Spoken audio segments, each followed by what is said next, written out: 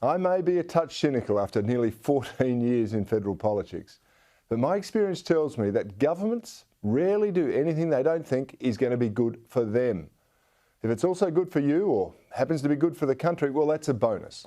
But the most important factor in their decision making is usually, how does this give us, meaning the government, an advantage? Fair to say, it's not always the case, but I do believe it's a fair generalisation. And it's part of the reason why I'm not climbing on board this near universal praise of Labor's proposed Reserve Bank reforms. Now, I'm pretty sure most Australians don't know much about what the Reserve Bank of Australia does. At best, I'm guessing many would say it's got something to do with interest rates to control inflation. Well, that's true. They do try to manage inflation by setting benchmark interest rates every month. But the truth is, markets, open markets, find rates where people are willing to borrow and to lend.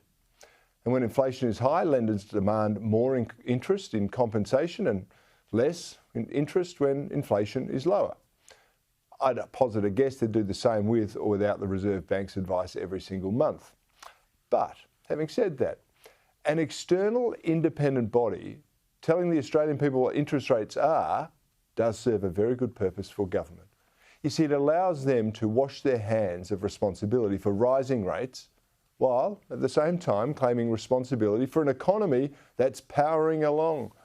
And it works the other way too. A government will usually try to claim credit for rates going down, which is normally a precursor or a sign of economic problems, while officially the government is not being accountable for the spluttering economy. In the same vein, while government policy settings are often inflationary, the government bears next to no responsibility for inflation numbers. You see, they're the preserve of the independent Reserve Bank. It's a case of government having their cake and eating it too. But now the Albanese government has charged the Reserve Bank with considering full employment as part of their deliberations on interest rate settings. I reckon this is another cop-out of their own accountability. Here's the reason why. Firstly, inflation and employment often require two contradictory monetary policies. Lifting rates to curb inflation often results in a drop in employment, and stimulating growth through lower rates boosts employment, but it can also fuel inflation. So which one of these considerations is going to take precedence in this new RBA charter? Oh, we don't know. And we don't even know what the government means when it talks about full employment. Officially, our unemployment rate is close to record lows, but we also have record numbers of people on welfare. And many people in this country are not even looking for a job. And here's the rub. To be employed in this country, you only need to work 1 hour a week. And if you can't be bothered even looking for a job, you're not even counted as one of the unemployed. You're out of the system. In other words, the current statistics are essentially useless. And I would posit they're manufactured for base political purposes.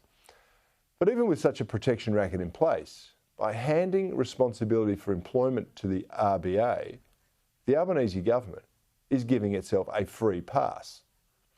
I'm going to hazard a guess. It's unlikely that unemployment figures will fall much, or if at all, from the current 3.5% or so. But if they rise, the blame will now be sheeted home to the Reserve Bank of Australia rather than the government. The government can wash its hands of that pesky political negative that it has to deliver. Now, of course, officially, this reform is all about modernising the RBA.